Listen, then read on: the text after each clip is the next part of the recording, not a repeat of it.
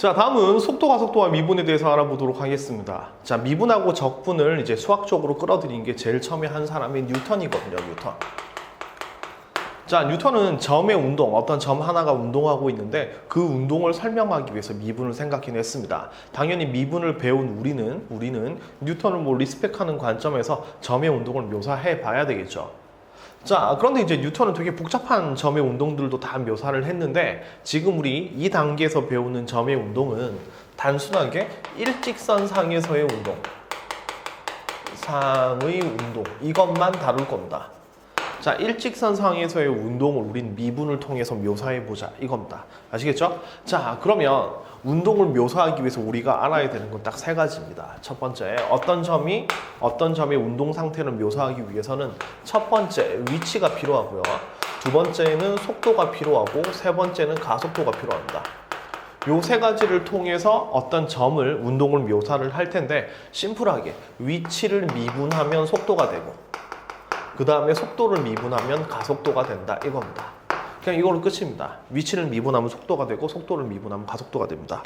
자, 살짝 설명을 한번 해보죠. 자, 속도라는 건 우리가 중학교 때 시간분의 거리로 배웠습니다. 그죠? 시간분의 거리로 배웠습니다. 자, 이걸 조금 더 말을 바꿔서 시간분의, 그러니까 시간의 변화량분의 델타 T라고 쓸까요? 시간의 변화량분의 이동 거리라는 건 위치의 변화량이죠. 그죠? 그래서 델타 위치 이렇게 적어볼게요. 시간이 얼마만큼 변했는데 그 시간 동안의 위치가 얼마만큼 변했다. 이게 바로 속도의 개념인 거죠. 그죠?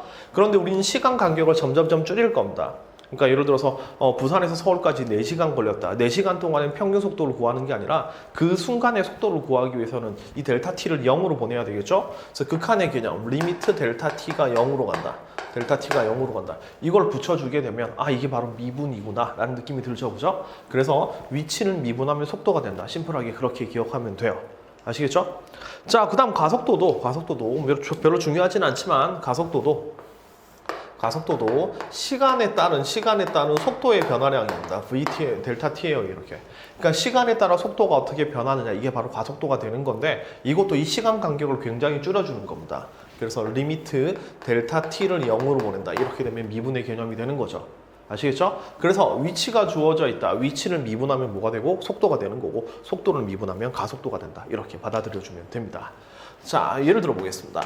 자, 예를 들어서 xt가 t의 4제곱, x가 아니죠, 그죠? t의 4제곱, t의 제곱 마이너스 4t 이렇게 되어 있다고 보죠.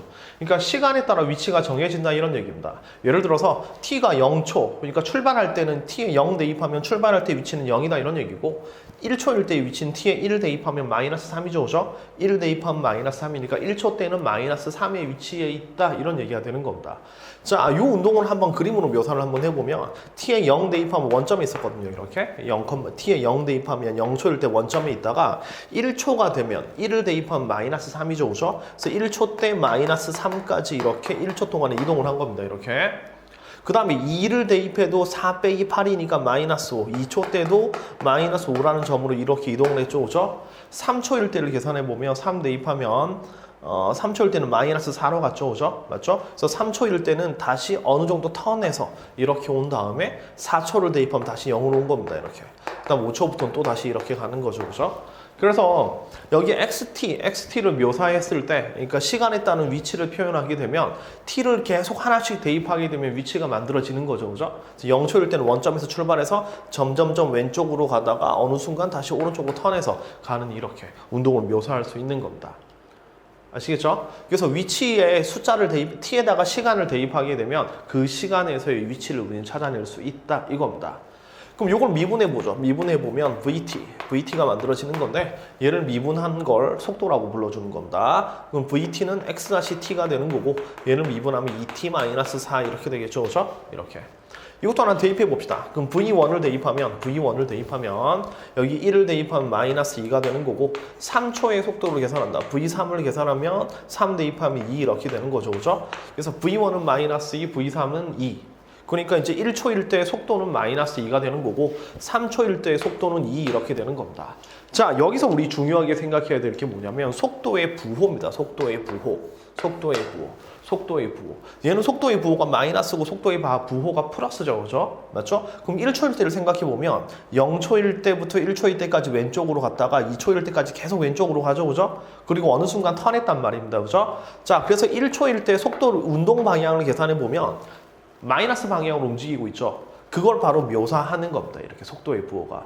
그래서 우리 꼭 기억해야 될 게 속도의 부호. 속도의 부호는 운동 방향을 나타낸다라는 거. 운동 방향을 나타낸다는 사실은 여러분들 꼭 명심해 두세요. 아시겠죠? 자, 다시 속도의 부호는 뭐다? 운동 방향을 나타낸다라는 사실을 명심해 주면 되겠습니다. 자, 이 속도를 다시 한번 미분해보죠. 다시 한번 미분하면 이제 가속도가 나옵니다. 가속도. 그럼 속도를 미분하게 되면 가속도는 2 이렇게 되는 거죠. 그러니까 이 운동 같은 경우에는 가속도가 2로 고정인 겁니다. 그죠? 그럼 가속도가 2란 얘기는 초당 속도가 2씩 빨라진다 이런 얘기가 되는 건데 뭐 지금 별로 중요한 건 아니에요. 그래서 만약에 몇 초일 때 가속도를 구하세요라는 문제가 나오면 그냥 미분 2번 해서 대입하면 된다. 이렇게 생각해 주면 됩니다. 자, 예를 하나 들어봅시다. 예를 하나 들어봅시다. 자, 지표에서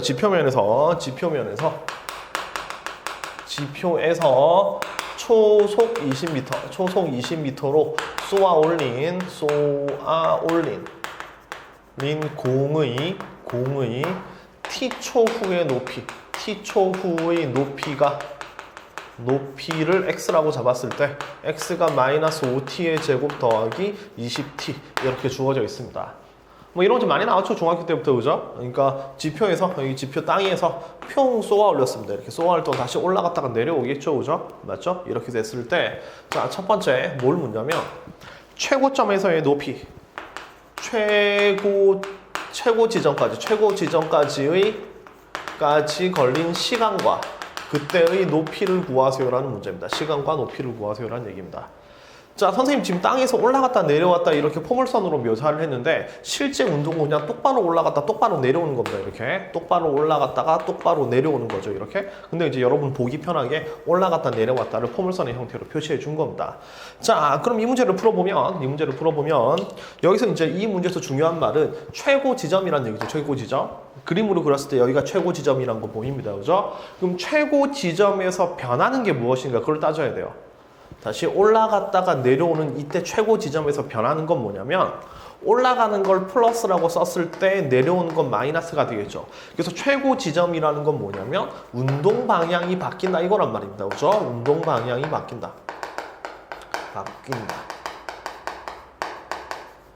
그러니까 최고 지점이라는 건 운동 방향이 바뀌는 지점이 되는 거고 우리는 운동 방향이라는 건 속도의 부호를 가지고 간다고 그랬습니다. 그죠? 운동 방향은 속도의 부호를 가지고 가는 겁니다. 따라서 얘는 위치가 이렇게 주어져 있으니까 속도 미분을 한번 해보죠. 이거 미분하면 마이너스 10t 플러스 20이 되는 건데 자, 속도 그래프를 그려보면 이렇게 되겠죠. 여기가 2 이렇게 되는 거죠. 이게 속도 그래프 V를 그리면 이렇게 만들어집니다. 그러면 여기가 플러스 여기가 마이너스니까 2를 기준으로 해서 2의 왼쪽에선 속도가 플러스니까 위로 올라가고 있는 거고 그 다음에 2를 기준으로 속도가 마이너스니까 아래로 내려오고 있는 거죠. 그죠? 맞죠? 따라서 운동 방향이 바뀌는 시점이 몇 초? 2초가 되는 거죠. 맞죠?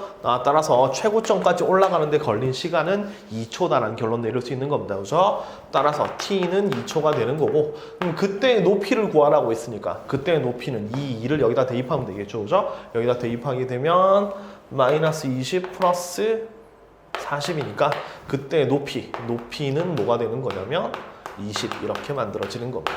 그래서 2초 후에 최고 높이 몇이다? 2다, 20이다 이렇게 생각하면 되는 겁니다. 아시겠죠? 자, 두 번째 또 어떤 문제가 나올 수 있냐면 두 번째는 지표면에 도착했을 때 지표면으로 도착했을 때 면에 떨어질 때의 속도를 구하세요라는 얘기입니다. 속도는 몇인가요? 이렇게 물어봅니다. 자, 그럼 지표면에 떨어진다라는 건 위치하고 속도, 가속도 중에서 뭐에 관련이 있나요? 그렇죠. 지표면에 떨어진다는 얘기는 높이가 0이 되는 순간이란 말입니다. 그렇죠? 높이가 0이 되는 순간입니다. 자, 따라서 얘가 높이니까 높이가 0이 되는 순간을 찾아보면 여기서 마이너스 5t를 묶어내면 t-4는 0 이렇게 되겠죠. 그죠? 맞죠? 따라서 높이가 0이 되는 순간은 t가 0초일 때랑 4초일 때인데 당연히 0초일 때는 출발할 때를 얘기하는 거니까 다시 땅으로 떨어질 때는 4초가 되겠죠. 그죠? 맞죠? 따라서 지표면으로 떨어진다, 다시 떨어진다라는 얘기는 시간이 몇 초일 때? 4초일 때가 되는 거고 4초일 때의 속도를 구하라고 했으니까 V4를 계산하라는 겁니다. 그렇죠? 그래서 V4, 4를 대입하게 되면 마이너스 40 플러스 20이니까 마이너스 20 이렇게 될 겁니다. 그래서 땅에 떨어질 때 속도는 마이너스 20m per 초 이렇게 되는 거고 내려올 때의 속도니까 부호가 마이너스가 붙는다 이렇게 생각하면 되는 겁니다. 아시겠죠? 자, 별로 어렵지는 않습니다. 그러니까 위치를 미분하면 다시 정리할게요. 위치를 미분하면 속도가 나오는 거고 속도를 미분하면 가속도가 나온단 말입니다. 그래서 위치에 대한 식이 주어져 있으면 이걸 한 번 미분하면 속도, 두 번 미분하면 가속도. 그래서 그때그때 속도, 가속도를 구하라는 문제가 나오면 이렇게 미분하고 미분해서 대입하면 된다. 이렇게 생각하시면 됩니다.